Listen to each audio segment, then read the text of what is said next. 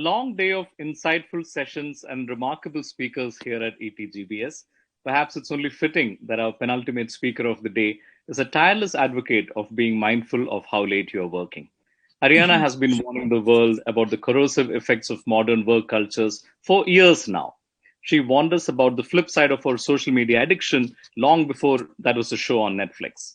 Arianna, it's very good to see you. Thank you for joining us. And please tell us, are you hopeful that we will emerge from this pandemic with a healthier attitude to work? Thank you so much, SK. It's great to be here with you. The best decision I made at the Huffington Post is hiring you to launch Huffington Post in India. It was a real joy to work with you. So very happy to be here with you at this very important conference. And yes, I'm optimistic because, as I have been saying for years, the way we're working and living was already broken. So now, because of the pandemic, because of this incredible economic and health crisis we're going through globally, we have an opportunity not just to go back to a broken system that was not working, but to reimagine and build a new reality where we have a healthier world, where we have a more inclusive world, and also where we are tackling the big crisis of decision making around climate change, around inequalities, etc. Amazing. There is now pervasive anxiety in many companies about the well-being of their workers who are no longer around their managers in the workspace, and the ability of the company and of managers to assess how they are doing, in terms of their personal well-being as well as in terms of their productivity at work, etc., are high. How do you reckon? What should companies and managers keep in mind during a time like this about employee well-being? So I think, SK, the most important thing to keep in mind is that as we are looking at technological innovations to increase safety, to optimize productivity, we also need to look at the human layer on top of all these innovations. Because as I wrote in a piece recently, and as we are trying to work with companies that thrive, if you have the most advanced technologies, but your employees are stressed out of their minds and anxious, productivity is going to go down. And we see now latest research from Stanford expecting 5 to 10% drops in productivity. So we believe it's going to be essential to focus on employee resilience because people respond to stress differently. So we launched a program with Stanford based on the latest brain science that Accenture, for example, offered to its 500,000 employees, including in India, that helps employees identify their own stress triggers and gives them tools and techniques to deal with them. Because we all know from our own lives that people react to stress differently. Some are completely overwhelmed and undone by it, and others are able to move beyond it and grow and create through the stress and the crisis. We hear the incidence of mental health challenges. For instance, in June, 40% of adults in the US reported struggling with mental health issues. Around the world, we are seeing elevated incidence of stress and mental health challenges. What would be your advice to people who are working from home, feeling stressed, feeling like all the boundaries between home and work have vanished, and that instead of working from home, they are now living at work? Yes, obviously, boundaryless work is one of the problems, but an even bigger problem is the anxiety that comes from uncertainty. We are in very uncertain times, and nobody knows when this will end. It's not like we have an end date. And that moves people to a fight or flight survival mode. So we have launched a Thrive Enterprise app that is like a coach in your pocket, that gives you micro steps to adopt small, tiny, incremental behavioral changes that deal with these mental health problems. It's quite amazing to look at the science that shows that it takes, for example, 60 seconds to course correct from stress. So in our app, we have a feature that's my favorite feature called Reset. And let's say you're feeling stressed. We invite our users to create guides that bring together in 60 seconds the things they love about their lives. It could be pictures of your kids, your mom, landscapes, beautiful quotes, music, and a breathing pacer. And in 60 seconds, it can change the neural pathways in your brain. It doesn't take a lot of time. And you can do it a few times a day to course correct from stress, because stress is at the heart of a lot of mental health problems. We're not talking about acute problems like schizophrenia or bipolar disorders. We're talking about basic anxiety and depression, which is what the majority of cases are. That's right. And, Arianna, you've been a trailblazer in so many different ways. And at this moment, I feel like the world is suddenly waking up to so many of these issues that you have now been championing for years. It's an odd thing to have for a pandemic to arrive to drive your point home. But how have you been feeling more recently when the entire world has started talking about and being concerned about issues that you've been championing for many years now? Well, it has been an incredibly busy time for Thrive. It's like this is like our moment to try and accelerate adoption of what we always believed would make businesses more profitable and productive and employees healthier and happier. So that's a kind of perfect combination. And so right now, for example, we have a 5-year contract to be the exclusive wellness providers for Walmart, which is 2.2 million associates, as they call them, employees. And the reason I single out this partnership, SK, is because it's both for managers and people who are now working from home, but it's also for frontline workers. And I think it's so important to realize that this whole conversation around wellness and health is not just about knowledge workers. And we've launched a special app for them called Thrive Zip, ZP. And if you go to our Instagram account, it will Thrive Zip. It will bring tears to your eyes to see the incredible progress they have made through one better choice a day. Literally, losing 100 pounds in weight and reversing diabetes. And I know these are huge problems in India. And what I want to encourage leaders is to know that we have the tools to make a huge difference. And the ROI is so clear, SK, because if businesses don't see the return on investment, all these are going to remain in the sort of nice to have wellness benefit category.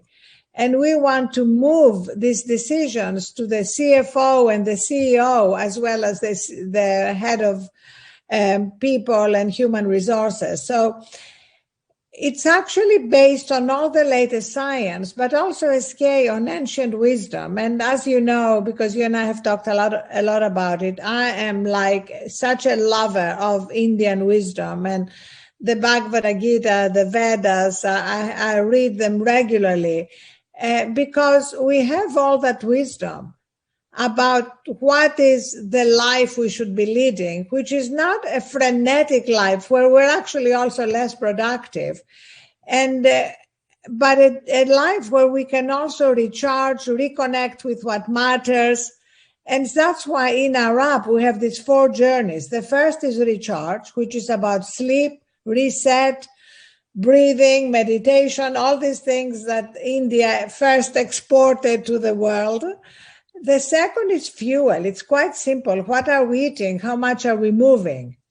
But I'm a big believer in starting small. We call our micro steps too small to fail. Don't put forward big New Year resolutions you're going to break in 6 days. Say I'm going to take 60 seconds in the morning to focus on what I'm grateful for or my breathing before I go to my phone. The third is focus, which is, part of what Netflix and Ted Sarandos has done with the Social Dilemma documentary, reminds us how addicted we are to this thing. And that there are tools and techniques that can help us tear ourselves apart and focus more on ourselves, our priorities. And the final journey is connect. How can we connect with ourselves? How can we connect with our loved ones and be truly present in our lives? Could you tell me a little bit about, you mentioned Walmart, and similarly, I gather that Thrive Global's behavior change platform is now at a number of large corporations such as Salesforce, Accenture, Bank of America. What is the kind of impact? What's the kind of feedback you've got from? Because this is always a struggle, right? As you correctly said, people intend to change. I intend to make these changes in my own life all the time. Many of us fail to differing. People fail, I think, to differing degrees. It's only it's a spectrum of failure quite often, more than not, right? So, using this app, could you share us what's the kind of feedback you've got from its users?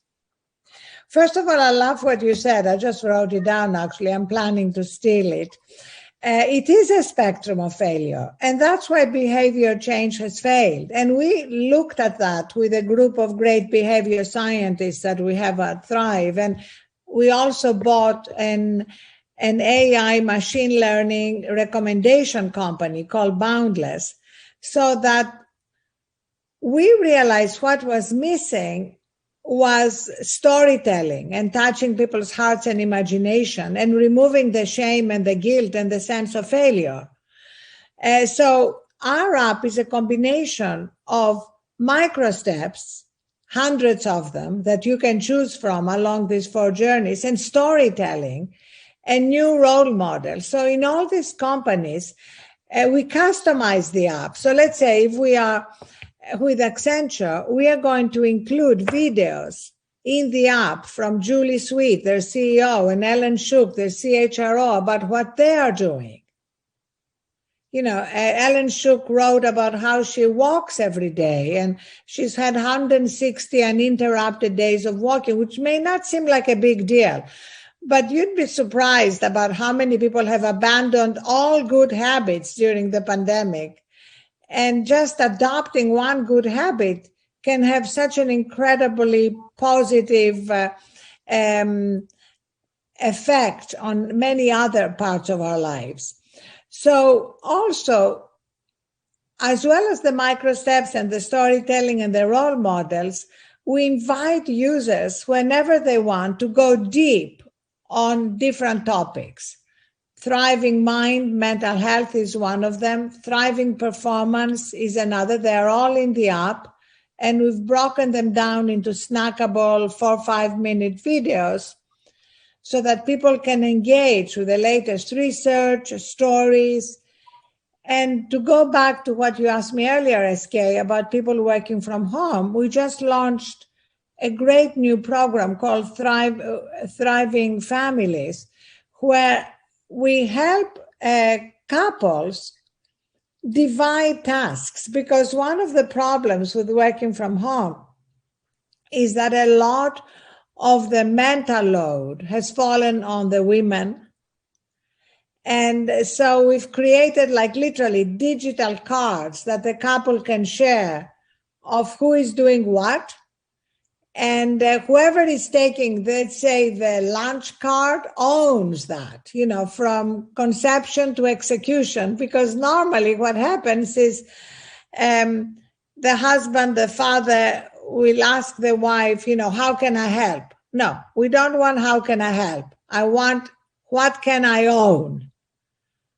Because if the partner only helps, normally the working mother still owns the mental load of execution. So these are some of the things, again, based on science, that we are constantly bringing and updating the app so that we can respond to the moment and the new challenges.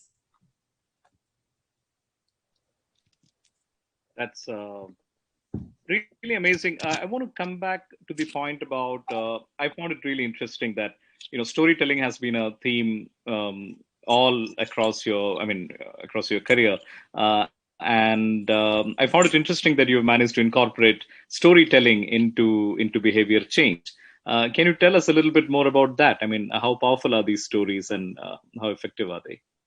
They're incredibly powerful because we found that when you introduce a new benefit in a company, normally it's introduced and the company pays based on utilization, and there's a lot of churn or people don't use it. We do an internal storytelling campaign. And you wouldn't be surprised that we're doing that, because obviously at Thrive, we have a lot of people who came with me from the Huffington Post, so they know everything that we learned at the Huffington Post about what stories work. But now, for example, we may launch the app or the mental health program with a short, like 1-2 minute video from the CEO that goes to all the employees and says, I'm doing this with my direct reports. I invite you to do it as well. Cultural permission is so important, as you know, because a lot of people are still living under the delusion that in order to succeed, they have to be always on. They can't afford to disconnect. And that is a complete delusion. But nevertheless, we need to create that mindset shift for people to start making changes.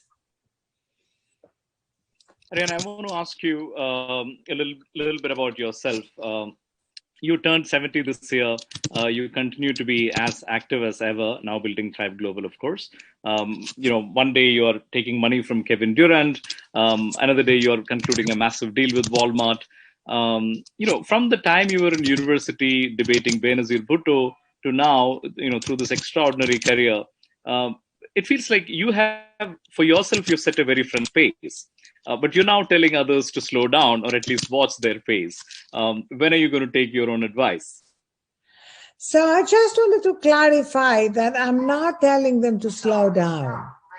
I'm telling them to live more consciously and to look at where they are spending their time. Because when we do that audit of our time, we see how much time is wasted, in binge watching things. Sorry, Ted, in, speaker on. I know, I love him. But you know how you can kind of binge watch all night and wake up in the morning exhausted. So living more consciously, and also recognizing that life is shaped from the inside out, which is, after all, at the heart of all ancient wisdom.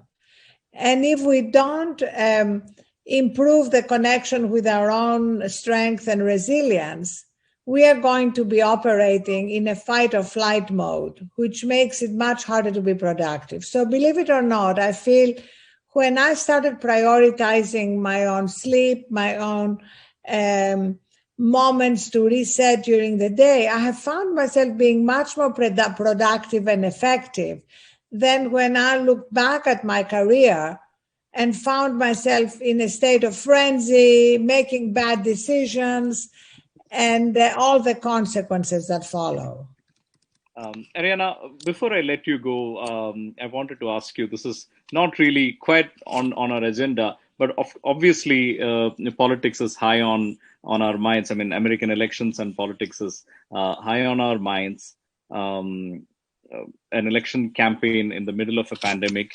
I mean, I'm sure you're not completely disconnected from, you don't live in a newsroom anymore, but, you cannot be completely disconnected from politics. What can you tell us broadly about what's happening in American politics ahead of this election season? Obviously, this is such a divisive, polarizing time in our politics. And what I want to urge everyone is to move away from rage into action.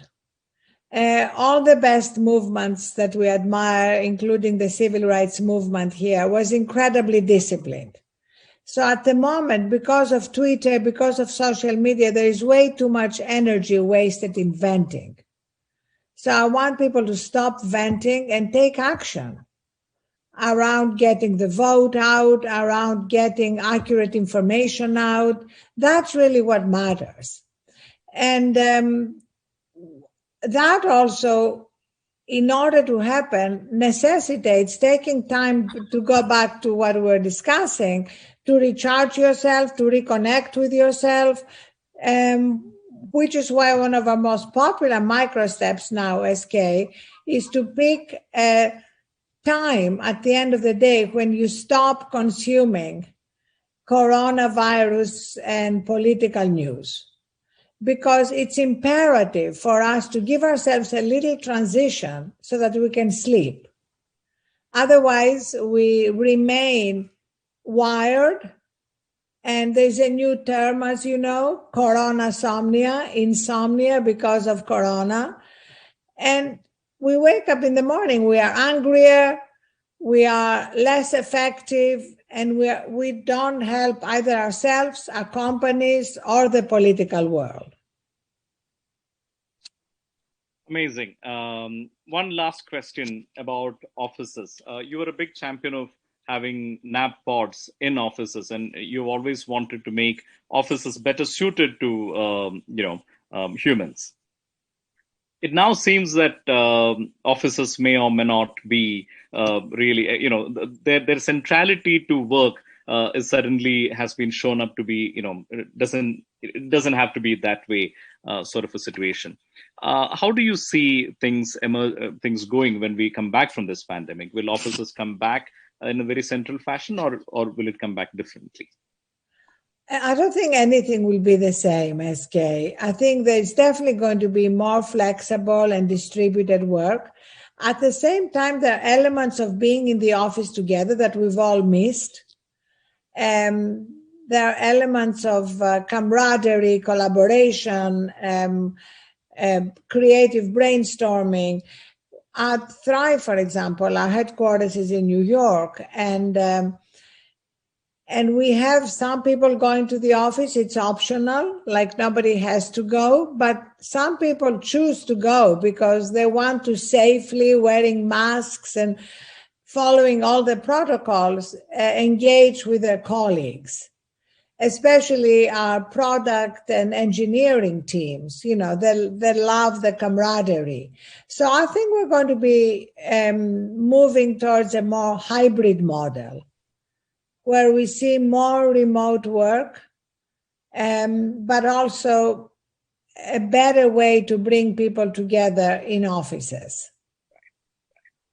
Wonderful. I think that's a good note to end this evening's chat.